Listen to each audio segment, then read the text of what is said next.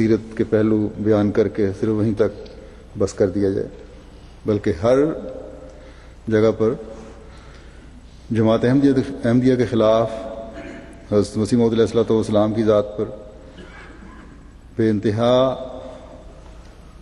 بیہودہ اور لغو قسم کی باتیں کی جاتی ہیں، اور آپ کی ذات کو تضحیق کا نشانہ بنایا جاتا ہے۔ روا میں گزشتہ دنوں مولویوں نے بڑا جلسہ کیا، جلوس نکالا، اور وہاں کی جو رپورٹس ہیں اس میں صرف یہی ظاہر ہوتا ہے کہ سیاسی مقصد کے لیے اور احمدیوں کے خلاف اپنے بغض و عناد کے اظہار کے لیے یہ جلسہ منعقد کیا گیا۔ تو اس قسم کے جلسے جو ہیں اس کا تو کوئی فائدہ نہیں۔ حضرت صلی اللہ علیہ وسلم کی ذات تو وہ بابرکت ذات ہے، جب آپ آئے تو رحمت للعالمین بن کے آئے۔ آپ تو دشمنوں کے لیے بھی رو رو کر دعائیں کرتے رہے۔ حضرت عائشہ سے روایت ہے کہ ایک رات میں اٹھی، حضرت عائشہ سے نہیں ایک اور صحابی سے، کہ مجھے موقع ملا حضرت صلی اللہ علیہ وسلم کے ساتھ تہجد کی نماز پڑھنے کا، تو اس میں یہی دعا مشکل اب کرتے رہے کہ اللہ تعالیٰ اس قوم کو بخش دے اور عقل دے۔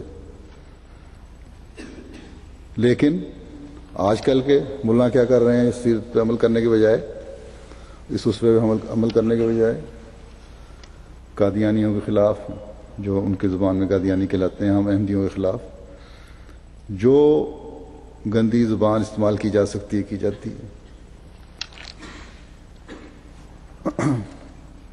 اور الزامات لگائے جاتے ہیں۔ حضرت صلی اللہ علیہ وسلم کا اسوہ تو یہ تھا کہ ایک صحابی کے جنگ کے دوران دشمن پر غلبہ پا کے قتل کر دینے پر، جبکہ اس نے کلمہ پڑھ لیا تھا، آپ کا یہ فرمانا کہ کیا تم نے دل چیر کر دیکھا تھا؟ اور اتنا شدت سے اظہار کیا کہ انہوں نے خواہش کی کہ کاش میں آج سے پہلے مسلمان نہ ہوا ہوتا۔ لیکن ان کے عمل کیا ہیں؟ بالکل اس کے الٹ۔ تو بہرحال یہ تو ان کے عمل ہیں، انہوں نے کرنے۔ حضرت مسیح موعود علیہ الصلوۃ والسلام اس کے تسلسل میں کیا فرماتے ہیں، میں آگے پھر پیش کرتا ہوں۔ فرمایا کہ محض تذکرہ حضرت صلی اللہ علیہ وسلم کا عمدہ چیز ہے، اس سے محبت بڑھتی ہے اور آپ کی اتباع کے لیے تحریک ہوتی اور جوش پیدا ہوتا ہے۔ قرآن شریف میں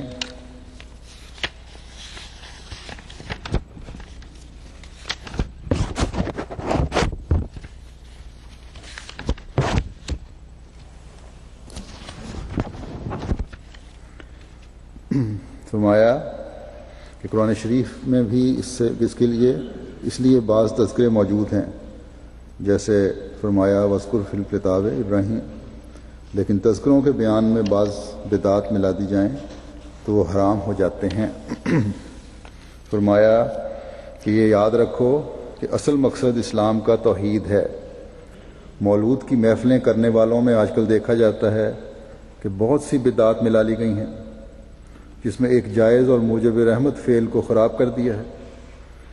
حضرت صلی اللہ علیہ وسلم کا تذکرہ موجب رحمت ہے، مگر غیر مشروع امور و بدعات منشاء الہی کے خلاف ہیں۔ ہم خود اس امر کے مجاز نہیں ہیں کہ آپ کسی نئی شریعت کی بنیاد رکھیں، اور آج کل یہی ہو رہا ہے کہ ہر شخص اپنے خیالات کے موافق شریعت کو بنانا چاہتا ہے، گویا خود شریعت بناتا ہے۔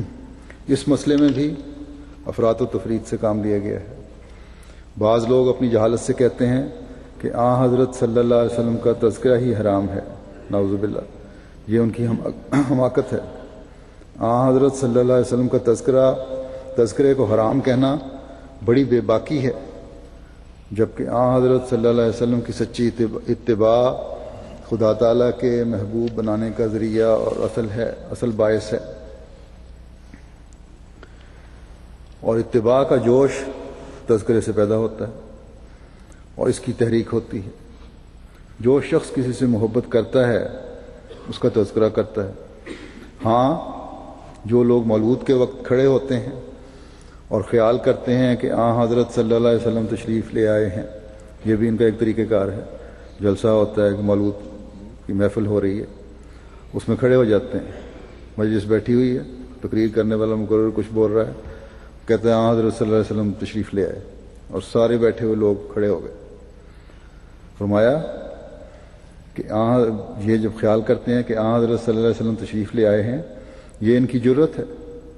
ایسی مجلسیں جو کی جاتی ہیں ان میں بعض اوقات دیکھا جاتا ہے کہ کثرت سے ایسے لوگ شریک ہوتے ہیں جو تارک الصلاۃ ہوں. لوگ تو ایسے بیٹھے ہوتے ہیں جو نماز بھی 5 وقت نہیں پڑھ رہے ہوتے، بلکہ بعض نمازیں ہی نہیں پڑھنے والے ہوتے، عید پڑھنے والے ہیں صرف، یہ صرف محفلوں میں شامل ہو جاتے ہیں. فرمایا کہ کثرت سے ایسے لوگ شریک ہوتے ہیں جو تارک الصلاۃ ہوں، سود خور اور شرابی ہوتے ہیں. حضرت صلی اللہ علیہ وسلم کو ایسی مجلسوں سے کیا تعلق؟ اور یہ لوگ محض ایک تماشے کے طور پر جمع ہو جاتے ہیں. بس اس قسم کے خیال بےہودہ ہیں. جو شخص خشک وہابی بنتا ہے اور حضرت صلی اللہ علیہ وسلم کی عظمت کو دل میں جگہ نہیں دیتا، وہ بے دین آدمی ہے. انبیاء علیہ السلام کا وجود بھی ایک بارش ہوتی ہے. وہ اعلیٰ درجے کا روشن وجود ہوتا ہے، خوبیوں کا مجموعہ ہوتا ہے، دنیا کے لیے اس میں برکات ہوتے ہیں. اپنے جیسا سمجھ لینا ظلم ہے. اولیاء انبیاء سے محبت رکھنے سے ایمانی قوت بڑھتی ہے.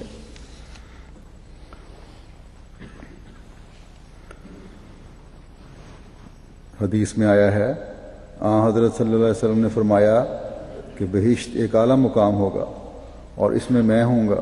ایک صحابی جس کو آپ سے بہت ہی محبت تھی، یہ سن کر رو پڑا اور کہا حضور مجھے آپ سے بہت محبت تھی. آپ نے فرمایا تو وہ میرے ساتھ ہوگا. تو خیال ہوا آنسر نے فرمایا کہ میں ہوں گا تو شاید یہ صحابی وہاں نہ پہنچ سکیں. فرمایا کہ تجھے مجھ سے محبت ہے تو میرے ساتھ ہوگا.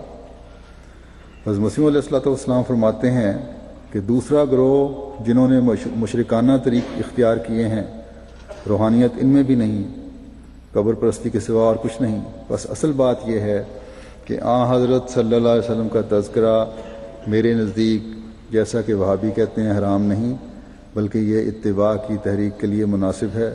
جو لوگ مشرکانہ رنگ میں بعض بدعتیں پیدا کرتے ہیں وہ حرام ہیں. اسی طرح ایک شخص کو خط سوال کیا تو اس کو خط لکھوایا آپ نے اور فرمایا کہ میرے نزدیک اگر بدعات نہ ہوں اور جلسہ ہو، اس میں تقریر ہو، حضرت صلی اللہ علیہ وسلم کی سیرت بیان کی جاتی ہو، کچھ نظمیں خوش الہانی سے پڑھ کے سنائی جائیں وہاں حضرت صلی اللہ علیہ وسلم کی مدح میں، تو ایسی مجلسیں بڑی اچھی اور ہونی چاہیے.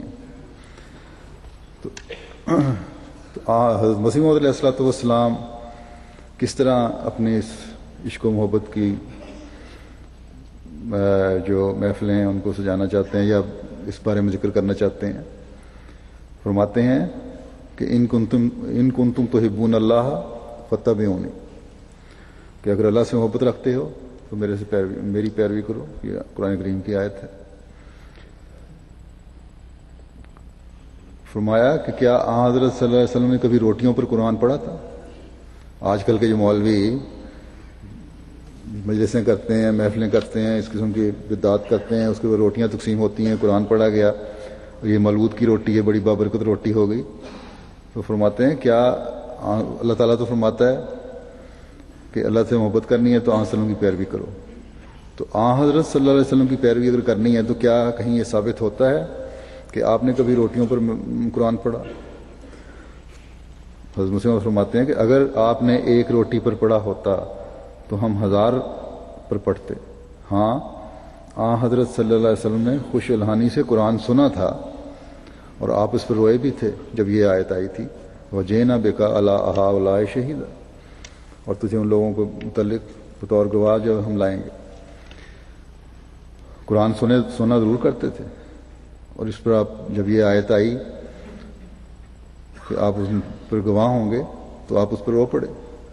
تو یہ رونا اصل میں آپ کا عاجزی کا انتہائی مقام اور اللہ تعالیٰ کی محبت میں تھا.